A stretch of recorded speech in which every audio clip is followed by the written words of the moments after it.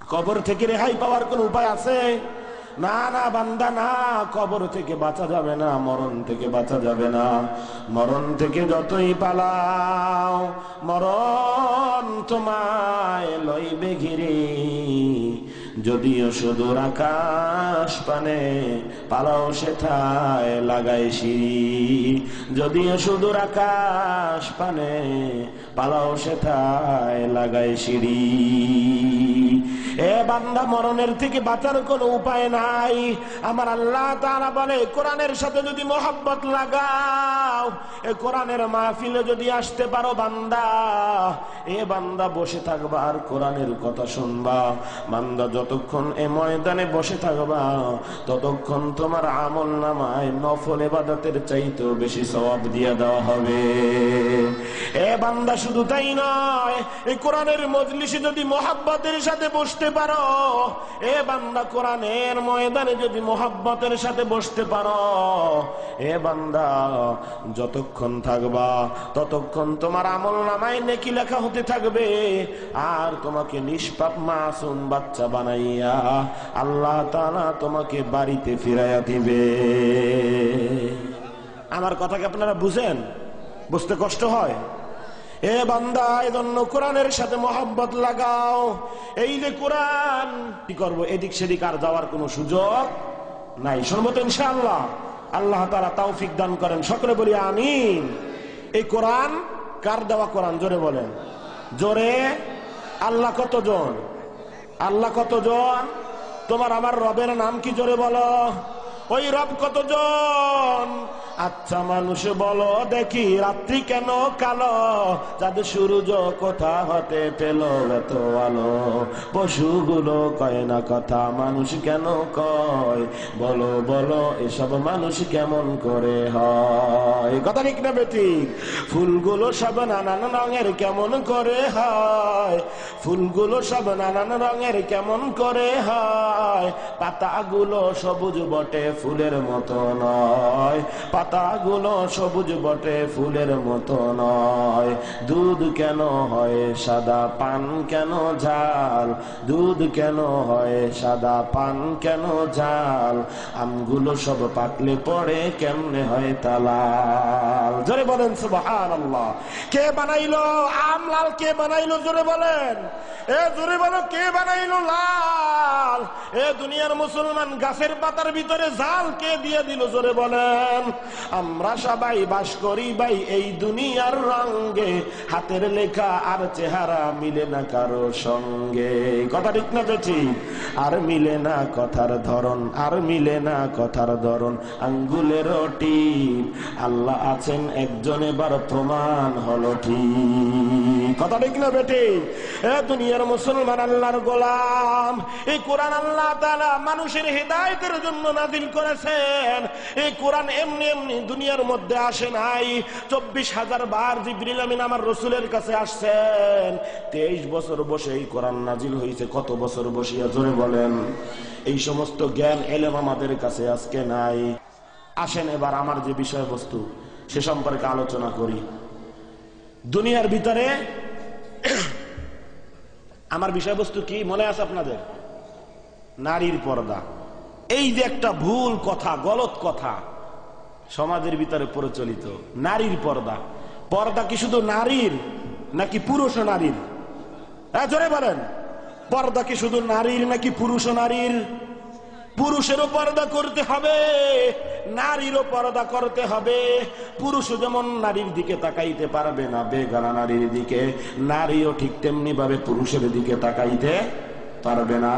অতএব যখনই বলবো নারী পুরুষের পর্দা, পারবো তো ইনশাআল্লাহ।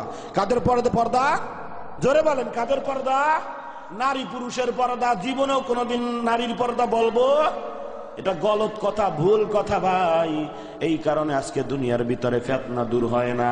খালি মহিলারা পর্দা করে আর পুরুষের পর্দার কোনো দরকার নাই, এমন নাকি? জোরে বলেন, একটু জিকির করি লা ইলাহা ইল্লাল্লাহ। জোরে লা ইলাহা।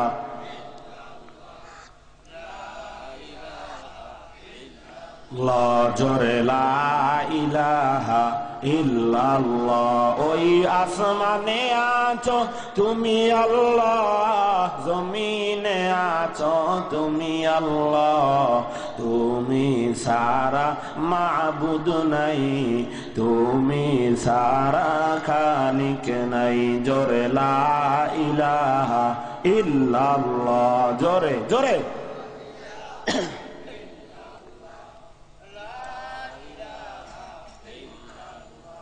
জোরে লা ইলাহা, জোরে লা ইলাহা ইল্লাল্লাহ, জোরে লা ইলাহা। জিকির করতে কষ্ট হয়, কষ্ট হয় জিকির করতে। জিকিরের দ্বারা দিলে ধার হয়, জোরে বলেন সুবহানাল্লাহ। কলিজার ভিতরে নূর পয়দা হয়, জোরে বলেন সুবহানাল্লাহ। আল্লাহর মোহাব্বত বাড়ে, পেরেশানি দূর হয়, জোরে বলেন সুবহানাল্লাহ। লা ইলাহা,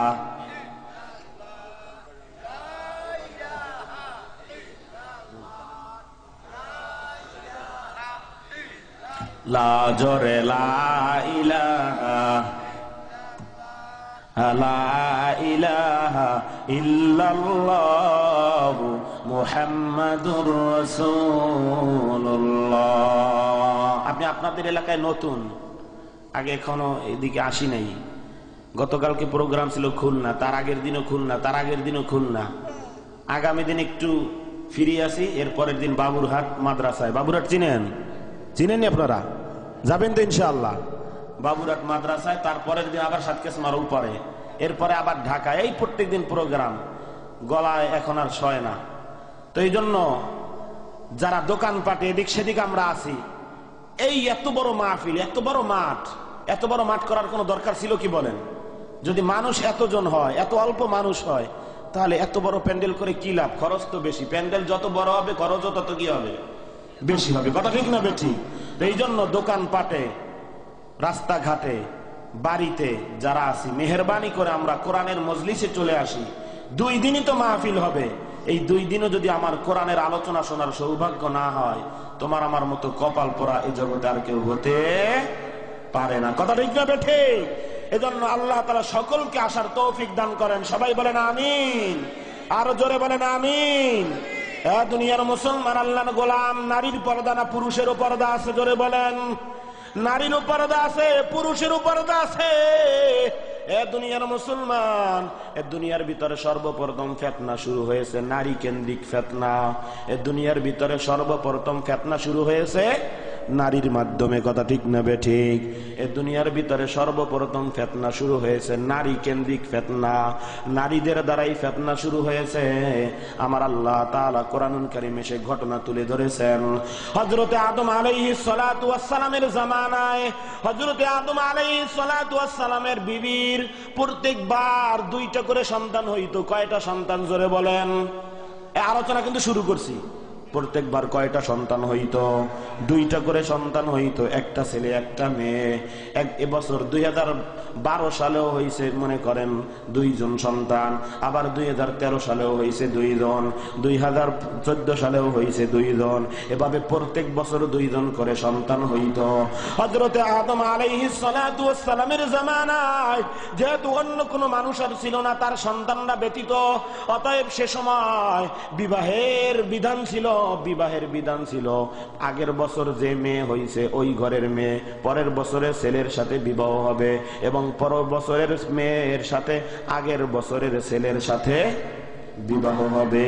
আমার কথা কি বুঝেন আপনারা? বুঝেন? এভাবে হযরতে আদম আলাইহিস সালাতু ওয়াস সালামের সন্তানদের মধ্যে বিবাহের প্রথা ছিল। 2010 সালে যে সন্তান হয়েছে একজন ছেলে একজন মেয়ে, 2011 সালে আবার যে একজন মেয়ে আর একটা ছেলে হয়েছে। 2010 সালের ছেলে আর 2011 সালের মেয়ের সাথে বিবাহ হবে, আর 2011 সালের ছেলের সাথে 2010 সালের মেয়ের সাথে বিবাহ হবে। এভাবে বিবাহের বিধান ছিল। দুনিয়ার মুসলমান আল্লাহর গোলাম, হযরতে আদম আলাইহিস সালাতু ওয়াস সালামের এক সন্তানের নাম ছিল হাবিল, আর এক সন্তানের নাম ছিল কাবিল।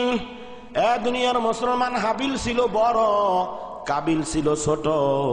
হাবিলের সাথে যে কন্যা সন্তানটা ছিল ওই কন্যা সন্তানটা ছিল কালো, আর কাবিলের সাথে আপন যে বোনটা ছিল ওই বোনটা ছিল সুন্দরী। ওই বোনটা ছিল সুন্দরী, আকলিমা নাম ছিল। নাম কি ছিল জোরে বলেন, জোরে বলেন। আকলিমা নাম ছিল, আকলিমা। আজকে আমরা তো আমাদের সন্তানদের নাম রাখি কোরআন হাদিসের সাথে, যেই নামের সাথে কোনো মিল নাই, কথা ঠিক না বেঠিক? পপি, কত সুন্দর নাম। মৌসুমী, কথা ঠিক না বেঠিক? এ দুনিয়ার মুসলমান আল্লাহর গোলাম, নাম কোরআন হাদিসের সাথে মিলাইয়া রাখো, কাল কিয়ামতের ময়দানে এই নামের খাতিরেও মা বাবার জান্নাত নসিব হয়ে যাবে। জোরে বলেন সুবহানাল্লাহ। নামের দ্বারাও কি পাবে? জান্নাত পাবে। নামের দ্বারাও কি পাবে? এ দুনিয়ার মুসলমান, হাদিসের মধ্যে আসছে সবচাইতে উত্তম নাম আব্দুল্লাহ, সবচাইতে উত্তম নাম আব্দুর রহমান। কোরআনের সাথে যে নামের সাথে মিল আছে, যে নামের অর্থ ভালো, এই নামগুলো হলো সবচেয়ে দামি নাম। বলে যেই মা বাবা নিজের সন্তানের নাম রাখবে সুন্দর করে, সুন্দর করে, কাল কঠিন কিয়ামতের ময়দানে ওই সন্তান মা বাবার জন্য নাজাতের জরিয়া হয়ে যাবে। এজন্য নাম রাখবো উলামা ইকরামের কাছে আসিয়া। সন্তান হইলে ডান কানে আযান দিবা, বাম কানে ইকামত দিবা। সন্তান হওয়ার পরে তার মুখের ভিতরে একটু মধু দিয়া দিবা, আঙ্গুল দিয়া মধু দিয়া দিবা। হুজুরের কাছে একটা খেজুর নিয়ে আসবা, হুজুরে বলবা, হুজুর আমার সন্তানের মুখের ভিতরে আপনার মুখে খেজুরটা নিয়া অথবা একটু মধু নিয়া আপনার মুখের লালা আর ওই মধু একসাথে মিশ্রিত করিয়া আমার সন্তানের মুখের ভিতরে দিয়া দেন। হুজুরের মুখের থেকে যদি এই লালা মিশ্রিত মধু অথবা খেজুর দিয়ে দিতে পারো, তোমার সন্তানও হুজুরের মতো আল্লাহর কাছে দামি হয়ে যাবে।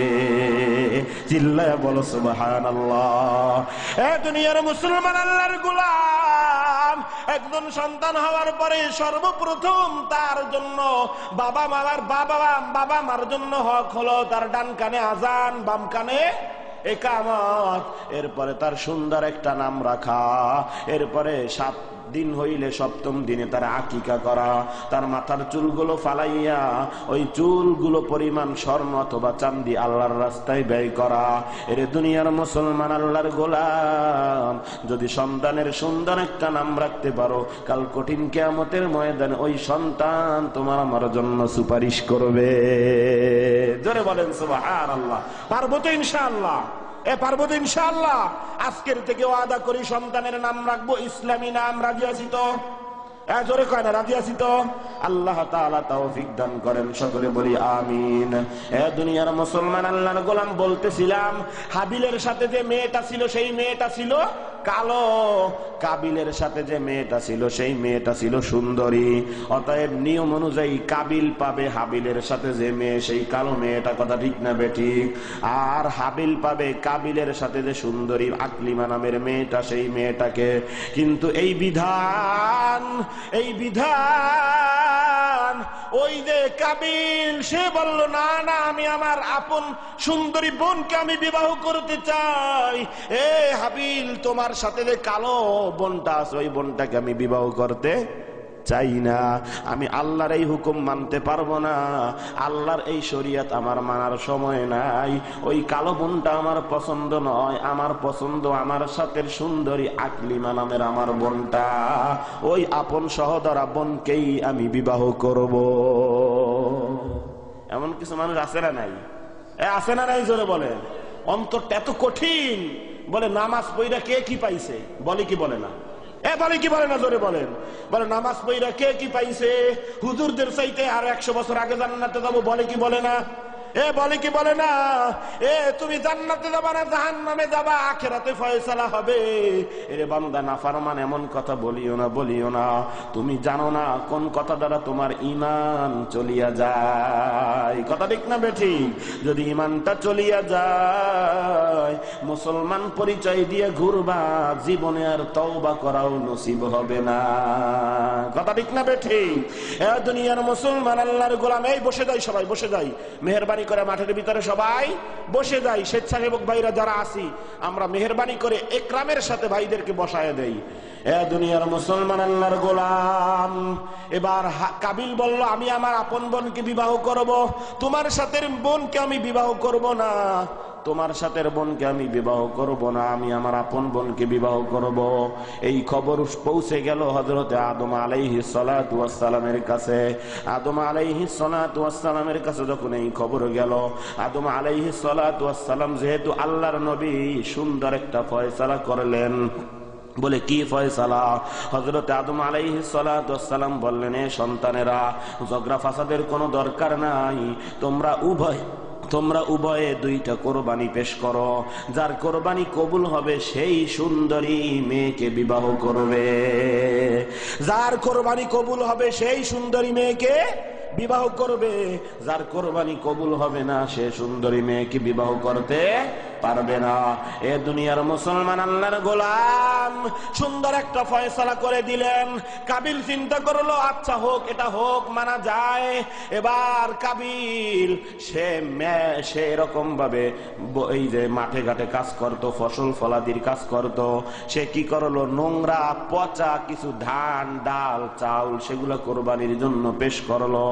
এ দুনিয়ার মুসলমান আল্লাহর গোলাম, সে চিন্তা করলো এই কোরবানির জিনিস তো আর আমি পাবো না, অতএব ভালোটা দিয়া কি লাভ, পচা কিছু ধান চাল সেগুলো সে কোরবানির জন্য পেশ করলো। আর হাবিল ছিল মুত্তাকি, হাবিলের দিলটা ছিল বড় নরম, হাবিলের দিলটা ছিল আল্লাহর ভয় দিয়ে পরিপূর্ণ।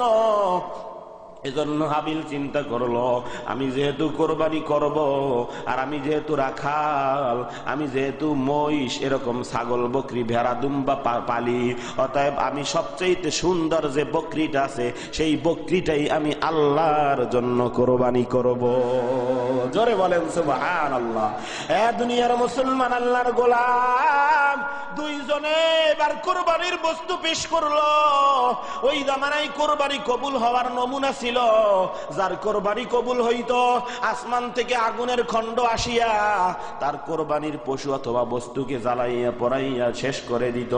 আর যার কোরবানির বস্তু কবুল হইতো না, তার কোরবানির বস্তু ওভাবেই পড়ে থাকতো, যেভাবে রাখতো সেভাবেই থাকতো। আল্লাহ তাআলা হযরতে নবী মুহাম্মদুর রাসূলুল্লাহ সাল্লাল্লাহু আলাইহি ওয়াসাল্লামকে বলেন, এ নবী মুহাম্মদ, আপনি উম্মতদেরকে জানায়া দেন হযরতে আদম আলাইহিস সালাতু ওয়াস সালামের ওই দুই পুত্রের ঘটনা আপনি উম্মতদেরকে জানায়া দেন। আল্লাহ তাআলা এবার কোরআনের ভিতরে বলতেছেন, কত নম্বর আয়াত? আল্লাহ তাআলা সূরাতুল মাইদার 27 নম্বর আয়াতে বলেন, ওয়াতলু আলাইহিম নাবা আবনাই আদম বিল হক إذ قربا قربانا فتقبل أحدهما ولم يتقبل من الآخر قال لأقتلنك قال إنما يتقبل الله من المتقين। চিল্লায় বলেন সুবহানাল্লাহ। হযরত নবী মুহাম্মদুর রাসূলুল্লাহ সাল্লাল্লাহু আলাইহি ওয়াসাল্লামকে আল্লাহ তাআলা বললেন, এ নবী মুহাম্মদ, ওই যে তোমার পিতা বাবা আদমের দুই সন্তানের ঘটনা এবার তুমি বর্ণনা করো। ওয়াতলু আলাইহিম, উম্মতের মাঝে বর্ণনা করে দাও, নাবা আবনাই আদম বিল হক, যথাযথভাবে আদম আলাইহিস সালাতু ওয়াস সালামের দুই পুত্রের কাহিনী তুমি উম্মতের মাঝে বর্ণনা করো, বলিয়ে দাও। কি বর্ণনা? ইদ করবা কুরবানা, তারা উভয়ে যখন নাকি কোরবানির বস্তু পেশ করলো, ফাতুকুব্বিলা মিন আহাদিহিমা, উভয়ের একজনের কোরবানি কবুল হইল, ওয়ালাম ইউতাকাব্বাল মিনাল আখার, আরেকজনের কোরবানি কবুল হইল না। একজনের কোরবানি কি হইল? হাবিলের কোরবানির পশু আসমান থেকে আগুন আইসা জ্বালাইয়া দিল। এ দুনিয়ার মুসলমান, কাবিলের যে ওই যে শস্য ক্ষেত যেগুলো ছিল, ফল ফলাদি যেগুলো ছিল, ধান চাউল গম আটা যেগুলো ছিল, সেগুলো ওইভাবেই পড়ে রইল। তার কোরবানি কবুল হইল না। এবার কাবিলের মেজাজ খারাপ হইয়া গেছে, বলে আমার কোরবানি কবুল হইল না। আমার কোরবানি কবুল হোক বা না হোক তাতে কিছু আসে আর যায় না, আমি আমার সহোদরা বোনকেই বিবাহ করব। তাতে যদি হাবিল তোমাকে হত্যা করাও লাগে, আমি তোমাকে হত্যা করতেও রাজি আছি। জোরে বলেন নাউজুবিল্লাহ। এ দুনিয়ার মুসলমান, আল্লাহর গোলাম, ক্বালা লাকতুলান্নাক, কাবিল বলল আমি তোমাকে হত্যা করব। কারে কয়? নিজের ভাইরে বলতেছে আমি তোমাকে কি করব? হত্যা করব। এ দুনিয়ার মুসলমান, আজকে দুনিয়ার মধ্যে তাকাইয়া দেখো, বাংলাদেশের ভিতরেও তাকাও, নিজের প্রতিপক্ষকে দমায়া রাখতে সবাই রাজি। কথা ঠিক না বেঠি? নিজের প্রতিপক্ষ সে যেই হোক, তাকে হত্যা করেও নিজে চেয়ারম্যান হয়ে যায়। কথা ঠিক না বেঠি? তার মারিজোর দিয়া নিজে এমপি হয়ে যায়, তাকে মারিজোর দিয়ে নিজে মেম্বার হয়ে যায়, তাকে মারিজোর দিয়ে তাকে নিচে রাখে, নিজে বড় হওয়ার চেষ্টা করে। আছে না নাই? জোরে বলেন। দুনিয়ার মুসলমান, আল্লাহর গোলাম, কোরআনকে ফলো করো, কোরআনকে ফলো করো, জীবন পরিবর্তন হয়ে যাবে। কোরআনকে ফলো করো, নিজের জীবন পরিবর্তন হয়ে যাবে। এবার কাবিল বলল আমি তোমাকে হত্যা করব, আমি তোমাকে হত্যা করে আমি আমার পথের কাঁটা দূর করতে চাই। আর তুমি পথের কাঁটা যদি দূর হয়ে যাও, আমার আপন বোনকে বিবাহ করা আমার 1 সেকেন্ডের ব্যাপার। কথা বুঝে আসছে আমার? কথা বুঝেন আমার? আমি কি ঘন বলতেছি নাকি না পাতলা? কি আরো পাতলা বলবো? বুঝতে কষ্ট হয়? আমার গলার অবস্থা ভালো না, এজন্য একটু এলোমেল হয়ে যাইতেছে। শুনবেন তো ইনশাআল্লাহ? মধুর আলোচনা সামনে আসতেছে। এবার বলল ক্বালা লাকতুলান্নাক, আমি তোমাকে কি করব? হত্যা করব। যেই কথা সেই কাজ, যেই কথা সেই কাজ, দিল তাকে হত্যা করে। ক্বালা ইন্নামা ইয়াতাকাব্বালুল্লাহু মিনাল মুত্তাকিন। কিন্তু হত্যার আগে এবার হাবিল বলল, হাবিল তো বড় ভাই, বড় ভাই ছোট ভাইকে বলতেছে, ওরে আমার আদরের ভাই, তুমি আমাকে হত্যা করতে পারবা, কিন্তু হত্যা করলে কি হবে? যেই সেই ব্যক্তির কোরবানি কিন্তু আমার আল্লাহ কবুল করে না। জোরে বলেন সুবহানাল্লাহ। যেই সেই ব্যক্তির কোরবানি আমার আল্লাহ তাআলা কবুল করে না। ইন্নামা ইয়াতাকাব্বালুল্লাহু মিনাল মুত্তাকিন। আমার আল্লাহ তাআলা কোরবানি কবুল করে দিল দেখিয়া। দিল, জোরে বলেন কি দেখিয়া? আমার আল্লাহ তাআলা দিল দেখিয়া কোরবানি কবুল করে। যেই ব্যক্তি তাকওয়ার সাথে কোরবানি দিতে পারে, যেই ব্যক্তি আল্লাহর জন্য কোরবানি দিতে পারে, যেই ব্যক্তি ইসলামের জন্য কোরবানি দিতে পারে, যেই ব্যক্তি আল্লাহর দ্বীন প্রতিষ্ঠা করার জন্য নিজেকে বিলিয়ে দিতে পারে, নিজের সম্পদ বিলিয়ে দিতে পারে, ওই ব্যক্তির কোরবানি আমার আল্লাহ তাআলা কবুল করে নেয়। আমার আল্লাহ তাআলা কোনো ফাসিক, ফুজ্জার, কোনো অপরাধী, কোনো নাফরমান বান্দার কোরবানি কবুল করে না। অতএব আমার কুরবানি আমার আল্লাহ কবুল করেছে, এখানে আমার তো কোনো হাত নাই, আমার আল্লাহ তার আমারটা কবুল করেছে। সুতরাং লাইম বাসাত্তা ইলাইয়া ইয়াদাকা লিতাকতুলানি, সুতরাং তুমি যদি আমাকে হত্যা করার জন্য আমার দিকে তোমার হাতকে প্রসারিত করতে চাও, শুনে রাখো, মা আনা বিবাসিতি ইয়াদিয়া ইলাইকা লিয়াকতুলাক, তবে তুমি আমাকে হত্যা করতে পারবা ঠিক, কিন্তু আমি তোমাকে হত্যা করার জন্য আমার হাত আমি উঠাইতেও রাজি না। চিল্লায়া বলো সুবহানাল্লাহ। আমরা কি পারি এমন? নিজের ভাই লাঠি লইয়া আসলে আমি দৌড় দিক দাও লইয়া, এই কথা ঠিক না বেঠিক? নিজের ভাই যদি লাঠি নিয়ে পড়ে আমার মাথায়, আমি পড়ি কি নিয়া? দাও খন্তা কুড়াল নিয়া। কথা ঠিক না বেঠিক? নিজের ভাই যদি আসে বাঁশের লাঠি নিয়া, আমি যাই সাফল নিয়া। নিজের ভাই যদি আসে কোদাল নিয়া, আমি যাই খন্তা নিয়া। কথা ঠিক না বেঠিক? দুনিয়ার মুসলমান, আল্লাহর গোলাম, অপরাধীর হাত রক্তে রঞ্জিত হয়, কোন নেককার মানুষের হাত রক্তে রঞ্জিত হতে পারে না। কথা ঠিক না বেঠিক?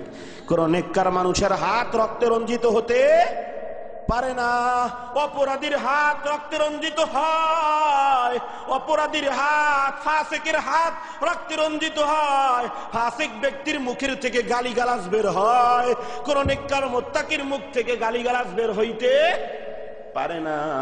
এজন্য সাবধান সাবধান, মুসলমান হওয়া কিন্তু এত সহজ না।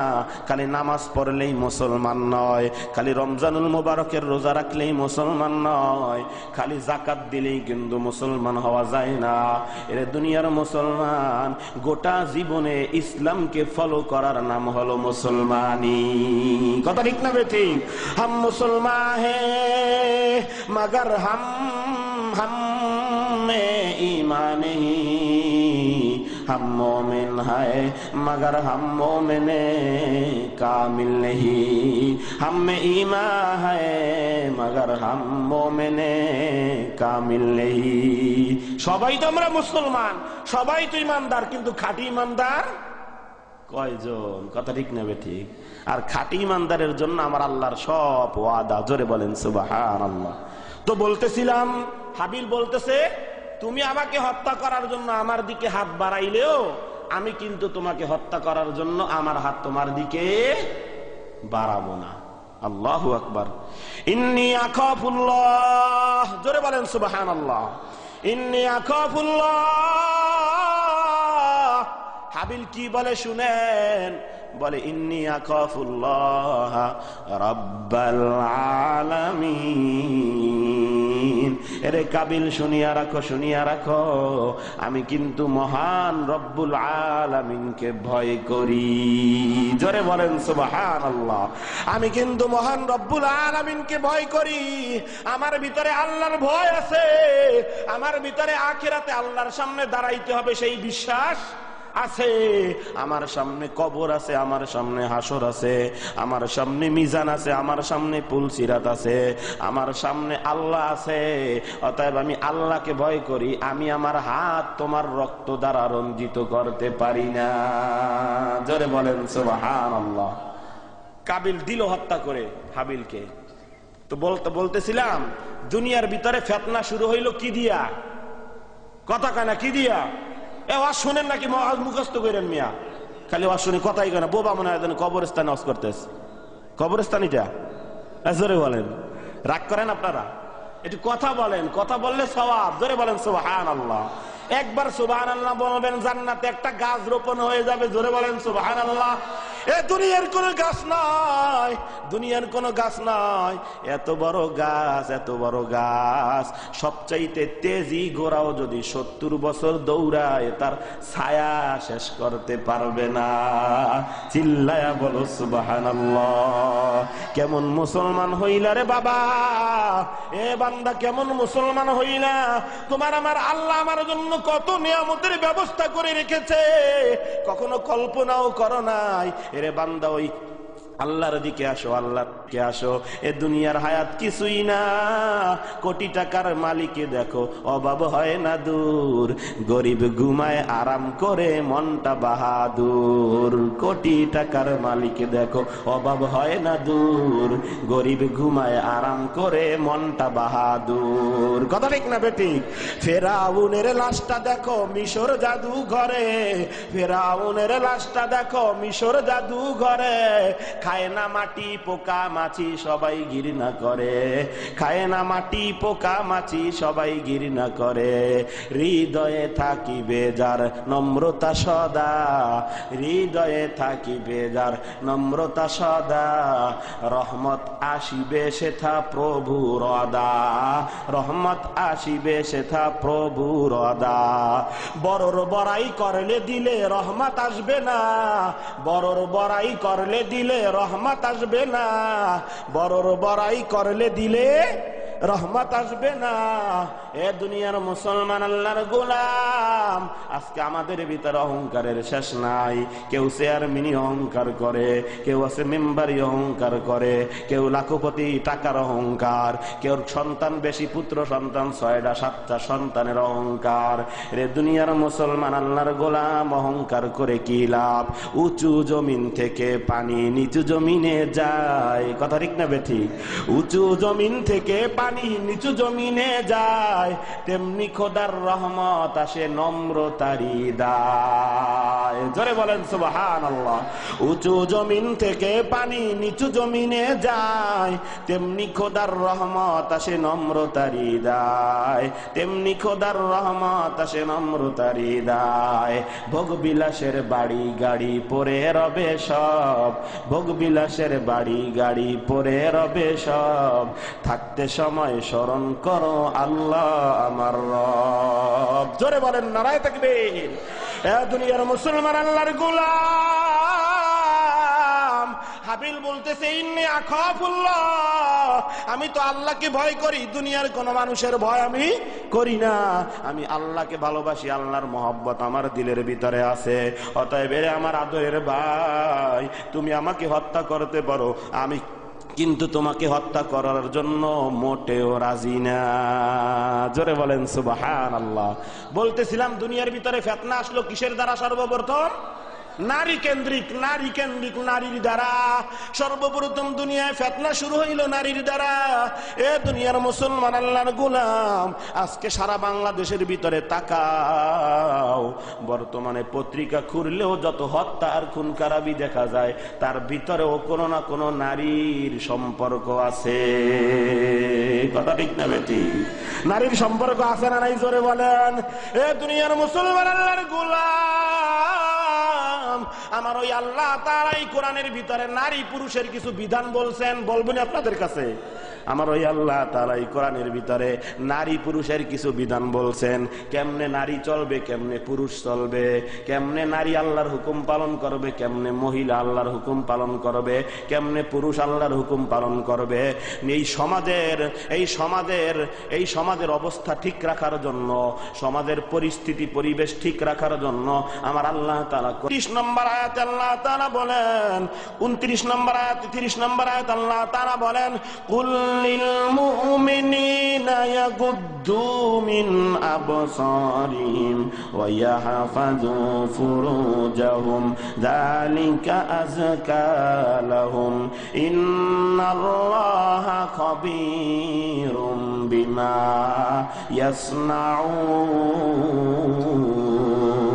يصنعون। জোরে বলেন সুবহানাল্লাহ। এ দুনিয়ার মুসলমান, আমরা বলি নারীর পর্দা, কিন্তু আমার আল্লাহ তাআলা কোরআনে আগে পুরুষের পর্দার কথা বলছেন। জোরে বলেন সুবহানাল্লাহ। আগে কার পর্দার কথা বলছেন? আগে পুরুষের পর্দার কথা আল্লাহ আগে বলছেন। 30 নম্বর আয়াতে বলছেন পুরুষের পর্দার কথা, 31 নম্বর আয়াতে বলছেন নারীর পর্দার কথা। কিন্তু আজকে আমার বিষয়বস্তু যখন দেওয়া হয়েছে, আমি ঢাকায় আছি, আমার ফোন দিয়ে বলা হয়েছে হুজুর আপনার বিষয়বস্তু হলো নারীর পর্দা। আমি মনে মনে কই, এরে মানুষ সব ভুলের ভিতরে আছো, আসলে নারীর পর্দা না, পুরুষ ও নারীর পর্দা। কথা ঠিক না বেঠি? আগে আল্লাহ তাআলা পুরুষের পর্দার কথা বলছেন। দেখেন কি বলে আল্লাহর নবীকে আল্লাহ তাআলা বলেন, কুল, হে নবী আপনি বলে দেন, লিল মুমিনিন, পুরুষ মুমিনদেরকে আপনি বলে দেন, দুনিয়ার ভিতরে যত পুরুষ মুমিন আছে, আমি যদি তরজমায় ভুল বলি, অনুবাদে ভুল বলি, হুজুর আছেন এইখানে, আর একজন হুজুর আছেন, ধরবেন আমাকে, হুজুর আপনি উল্টো পাল্টা করেন কেন? কথা ঠিক না ঠিক? এ দুনিয়ার মুসলমান আল্লাহর গোলাম, যতটুকু জানি এতটুকুই বলবো। আল্লাহ তাআলা প্রথমে বলতেছেন, হে নবী আপনি দুনিয়ার ভিতরে পুরুষ মুমিন যারা আছে তাদেরকে বলে দেন, ইয়াগুদ্দু মিন আবসারিহিম, তারা যেন তাদের নজরকে নিম্নমুখী করে রাখে, তারা যেন তাদের নজরকে নিচের দিকে রাখে, তারা যেন এইরকম চোখ গোড়াইয়া বড় বড় কইরা মহিলার দিকে না চায়। তাদেরকে আগে বলেন তারা যেন তাদের চোখের হেফাজত করে, তারা যেন তাদের নজরকে হেফাজত করে, ওয়াহফাযু ফুরুজাহুম, এবং তারা যেন তাদের লজ্জা স্থানকে হেফাজত করে। হে নবী আপনি দুনিয়ার পুরুষদেরকে, মুমিনদের পুরুষদেরকে বলে দেন, তারা যেন তাদের লজ্জা স্থানের হেফাজত করে এবং তারা যেন তাদের নজরকে নিম্নমুখী করিয়া রাখে। কেন? কয় যালিকা আযকা লাহুম, কয় এটা তার জন্য সবচাইতে বেশি পবিত্রতার বিষয়। জোরে বলেন সুবহানাল্লাহ। এটা তার জন্য সবচাইতে চরিত্রের পবিত্রতার বিষয়। কোন পুরুষ যদি নজরকে নিচের দিকে রাখে, আর কোন পুরুষ যদি নিজের লজ্জা স্থানের হেফাজত করে, এটা হলো তার জন্য সবচাইতে চারিত্রিক সৌন্দর্য, এটা হলো তার জন্য সবচাইতে চারিত্রিক বেশি সৌন্দর্য। ইন্নাল্লাহা খাবীরুম বিমা ইয়াসনাউন, কারণ আমি আল্লাহ তাআলা বান্দারা যা করে সব খবর আমি আল্লাহর কাছে আছে না নাই? জোরে বলেন, জোরে বলেন, আছে না নাই? দুনিয়ার কোন মানুষ দেখুক আর না দেখুক, আমার আল্লাহ তাআলা দেখেন কিনা? জোরে বলেন। এ দুনিয়ার মুসলমান, আল্লাহর গোলাম, শুধু জমিনের উপরে কি হয় সেটাই আমার আল্লাহ দেখেন তা নয়। আমার আল্লাহ তাআলা কোরআনের অন্য আয়াতে বলেন, ইন্নাল্লাহা লা ইয়াখফা আলাইহি শাইউন